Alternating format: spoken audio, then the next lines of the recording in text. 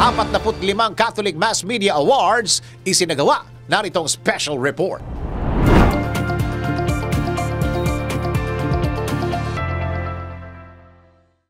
Matagumpay na naisagawa ang ika-45 Catholic Mass Media Awards o CMMA na ginanap sa City State Tower Hotel sa Maynila, kung saan pinarangalan ang mga natatanging individual na nagpamalas ng kanilang galing sa pagtatanghal o pagpapakita ng katotohanan, katapatan, hustisya at kapayapaan sa pamamagitan ng mass media.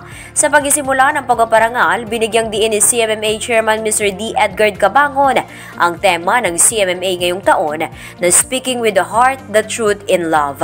Ayon kay Mr. Cabangon, ikinararangal niyang maging bahagi ng prestiyosong award-giving body na nagsusulong ng katotohanan at Christian values.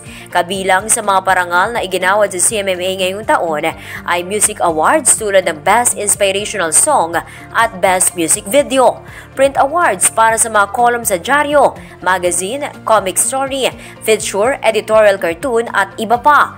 Radio Awards na iginawad sa mga programa sa radyo gaya ng Best Business News, Counseling, Entertainment, Educational, News Commentary at Public Service Program. Television Awards tulad ng Best Talk Show, Drama Series, Station ID, News Magazine, Entertainment at iba pa. Bukod pa rito, ginawaran din ng Student CMMA Awards ang ilang mga estudyante. Nagawad din ng Social Media, Advertising at Special Awards. Ayon kay Father Joselito Giorgio Venupe, trustee at overall in charge of production ng CMMA, kaya't pinarangalan ang mga ito dahil sa pakikiisa sa misyon ng Panginoong Jesus. Ang Catholic Mass Media Awards ay nagbibigay pugay sa ating mga broadcasters and social media content providers at lahat ng gumagamit ng social communications, professionals at mga estudyante na nagsusumikap itanghal ang katotohanan, ang katapatan at ang hustisya at kapayapaan sa ating bansa. Kaya't ating pinaparangalan ang lahat ng ito sapagkat nakikiisa sila sa misyon ng ating Panginoong Jesus na magdulot ng mabuting balita. Habang umaasa si His Eminence Manila Archbishop at CMA Honorary Chairman Jose Cardinal Advincula na sa pamamagitan ng naturang parangal, patuloy na magtatrabaho ang mga nasa mass media sa kung ano ang totoo at kung ano ang makapaghatid ng pag-ibig sa kapwa.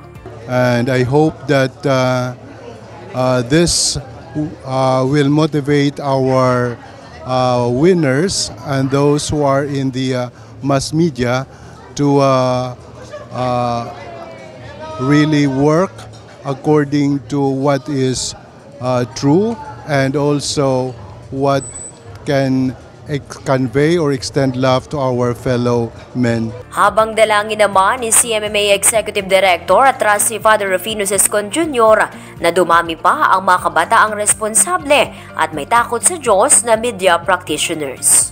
Really pray that more and more young people would become responsible and truthful and God-fearing media practitioners because they are the new evangelizers of the good news. Kasabay nito, nanawagan si Father Giorgio Venupe sa lahat ng nanalo, finalists at nagpasa ng kanilang entries na muling lumahok para naman sa ika-46 na Catholic Mass Media Awards sa susunod na taon. Congratulations sa lahat ng nanalo sa Catholic Mass Media Awards, maging lahat ng finalists natin at maging lahat ng nag-send ng kanilang mga entries. Lahat kayo panalo sapagkat itinatanghal ninyo ang mabuti sa ating lipunan. Kaya inaanyayahan pa namin kayo for next year for our 46 Catholic Mass Media Awards. Tunay ngang kahanga-hanga ang mga pinarangalang individual, media organization, estudyante, publications at iba pang media organizations sa ika-45 Catholic Mass Media Awards. At yan ang aking special report mula dito sa City State Tower Hotel sa Maynila.